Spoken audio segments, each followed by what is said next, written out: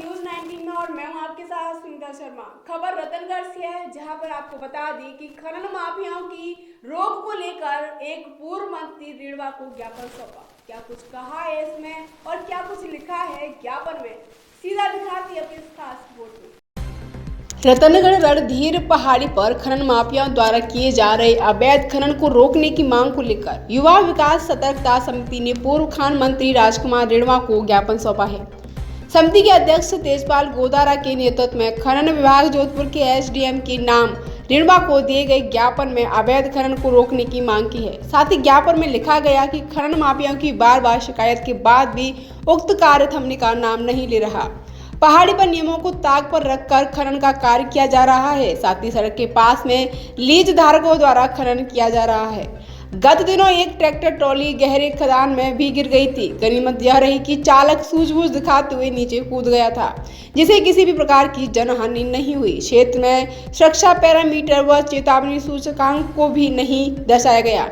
ज्ञापन पर समिति के बलबीर सिंह राजपुरोहित, सरपंच राम प्यादी, गिरधारी लाल खैरिया, उप सरपंच कालूराम मेघवाल, मनु सुखराम खैरिया, जय चंद्रनाथ डूंगराम, गोदारा प्रहलाद जाट, तारूराम नायक, सामरमल सुधार सहित कई लोगों के हस्ताक्षर हुए। हमने रमेश्वर में जो अवैध खनन हो रहा है, अवैध ब्लास्टिंग हो रही है, जो जितने भी रास्ते हैं, सार्वजनिक सड़कें हैं, आम रास्ते हैं, उन सब पर खनन भूमाफियों द्वारा अतिक्रमण कर लिया गया है। और उन लोगों को आज 1 साल से बराबर हम आवाज़ उठाते आ रहे हैं। और जितने भी विभाग है, माइनिंग विभाग अपने यहाँ सहायक खनिज अभियंता चूरू को भी दी है, और एसएमई साहब को दिया है, बीकानेर में भी दी है, एडीएम साहब को जोधपुर में दी है, और डायरेक्टर साहब को उदयपुर भी दी है। और हमने जाके भी शिकायत दी है। वहाँ पे हमारे रजिस्ट्रेशन का, वहाँ जो रजिस्ट्रेशन होता है वहाँ पे हमारा साइन भी आपको मिलेगा जोधपुर के अंदर। लेकिन आज तक किसी ने, कोई डिपार्टमेंट ऐसा नहीं है जिसके ऊपर एक्शन किया हो। कोई एक्शन नहीं लेते। सारे मिली भगत के अनुसार ये सब कार्यक्रम चल रहा है। और रणधीर पहाड़ी के अंदर शाम को 5 बजे से लेके और नाइट को, पूरी नाइट मान लो, हवा तो बंद होती है नाइट में, आपको पता है। तो पूरा गांव इस तरह से घुटता है प्रदूषण से, जो सांस लेने में इतनी दिक्कत होती है। और आज रणधीर गाँव के अंदर ये हालत हो रखी है, 45 की उम्र से आपको पूरे गांव के अंदर सर्वे करने पर 20 आदमी 45 के ऊपर की उम्र के नहीं मिलेंगे। ये हालत हो रही है। सिलिकोस, टीबी, कैंसर, दमा, श्वास, आंखों, ऐसी बीमारियों से मतलब पूरा गांव ग्रस्त है। बहुत ही चिंताजनक का विषय है, ये सोचने लायक है। मतलब लेकिन डिपार्टमेंट को क्या, सबको ये खनन भूमाफियों द्वारा के हफ्ते वसूली मिल रहे हैं, इस हिसाब से वो लोग कोई आवाज़ उठा नहीं रहे हैं। और बाकी कोई सुनने वाला नहीं है। तो आज हम भाई साहब के पास में आए हैं। तो भाई साहब ने हमें आश्वासन दिया है, अभी फ़ोन भी किया है, और हमें उम्मीद है कि ये हमारी बात ज़रूर मतलब भाई साहब उठाएंगे और ये काम पूरा होगा। अभी सर, अभी ट्रॉली किसान लोग क्या, वो खेत में कूंड आई हुई थी, तो बजरी भरने के लिए गया था शाम को नाइट में करीबन 10 या 10:30 बजे के।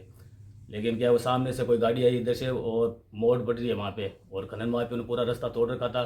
कोई ऐसा मतलब वहाँ पे कोई चारदीवारी वगैरह ऐसा कुछ नहीं था, और नहीं कोई वहाँ पे वो सूचना चिन्ह लगाया हुआ था। और उसके अंदर क्या, वो जब से अचानक से इधर से वो गाड़ी आई, और ड्राइवर ने क्या, वो कंट्रोल किया नहीं और जाके खाड्डे में गिर गई। और पुलिस और प्रशासन की मिली भगत से, और उनका मालिक जो है ट्रैक्टर का, उनसे क्या है, बातों में फिसला के और साइन करवा के नीचे संपुर्द कर दिया गया है, ऐसा लिखा के। और जब हम लोग वहाँ पे गए तो हम लोगों ने बोला भी पूरी कार्रवाई होगी, माइनिंग विभाग डिपार्टमेंट आएगा, वन विभाग डिपार्टमेंट आएगा, और PWD वालों की भी ये रोड तोड़ी हुई है उनकी भी, तो वो भी आएगा और सारी कार्रवाई होगी। उसके बाद में हम इसको उठाएंगे। लेकिन हम वहाँ से गाँव घर पे पहुँचे, उससे पहले उनको उठा के, और रोड पे मुंदा, जिस तरह मुंदा गिरा हुआ है अभी तक, वो इसी स्थिति में पड़ा है वहाँ पे, और उस पर। और सब उसके बाद में भी हम डिपार्टमेंट में जाके आए हैं। ये ट्रैक्टर गिरने के बाद में 21 तारीख को, 21 फरवरी को हमें जोधपुर जाके आए एडीएम साहब के पास में। ये एडीएम साहब खुद तो समय तो मिले नहीं, बाहर गए हुए थे, बाबू थे। उन लोगों ने क्या, वो ज्ञापन ले लिया हमारा वहाँ पे, और हमको रिसीट दे दी, हम रिसीट लेके आ गया। लेकिन अभी तक कोई एक्शन हुआ नहीं है। आज रणधीर गांव के सरपंच और बहुत से जिम्मेवार लोग यहाँ आए हैं। बड़ी तकलीफ है इनकी बातें सुनकर कि किस तरह से रात भर अवैध खनन चलता रहता है, और कितने हम लोगों का जीवन दूभर हो गया है। कितनी खतरनाक बात इन्होंने कही है कि 45-50 वर्ष से ऊपर का आदमी जिंदा नहीं रहता करता। ऐसी शिल्कों से, टीबी जैसी खतरनाक बीमारियां रात के टाइम में, जो सोने का टाइम, उस टाइम भी ब्लास्टिंग होती रहती है। सुनते रहते तो वास्तव में ठीक है, आज पैसा सभी कमाना है, सबको जो माइंस है वो चलती है, पर इसको कोई सीमा भी होती है।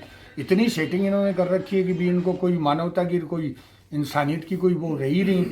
और तो और धार्मिक नीचे एक समाधि बनी हुई है जिनकी कृपा से इनकी धन कमाते करते हैं, काम कर रहे हैं, उस समाधि तक को तोड़ने की स्थिति आ गई कर गई। ऊपर जाने का रास्ता जो ऊपर में डोंगरी पर जो है उनको वो एकदम से रास्ते को नष्ट करने में लगे हुए हैं।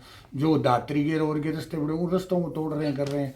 तो ये बहुत ही चिंताजनक बात है, एकदम टेंशन की बात है। मैंने अभी एमई को टेलीफोन किया है, मैं को आपको 7 दिन का टाइम देता हूँ मैं, आप कार्रवाई करते तो ठीक है, वरना प्रमोद जैन भैया भी मेरे साथ में एमएलए थे, मेरे मित्र थे, मैं उनसे मिलता हूँ और जरूरत से पड़ी तो फिर गहलोत साहब से मिलूंगा करूँगा। ये तो कोई तरीका थोड़ी है कि आप पैसा कमाने के लिए दूसरे लोगों को इतना अधिक पीड़ित कर देंगे कि उन लोगों का जीवन दूभर हो जाए कर जाएगा। तो उन्होंने 7 दिन का आश्वासन दिया है कि कोई भी नुकसान अगर कोई हुआ है समाधि पर और पर तो उसको हम ठीक करवा देंगे, और कोई रास्ता टूटा है उसको भी बनवाएंगे, करेंगे, और जो भी कार्रवाई अवैध खनन पर करनी है वो हम करेंगे। तो इस आश्वासन का 7 दिन देखते उसके बाद में जो भी आगे कार्रवाई करनी पड़ेगी तो करेंगे। देश दुनिया की तमाम बड़ी खबरों को जानने के लिए जुड़े रहिए न्यूज 19 के साथ। नमस्कार। देश दुनिया की तमाम बड़ी खबरों को जानने के लिए जुड़े रहिए न्यूज 19 के साथ। नमस्कार।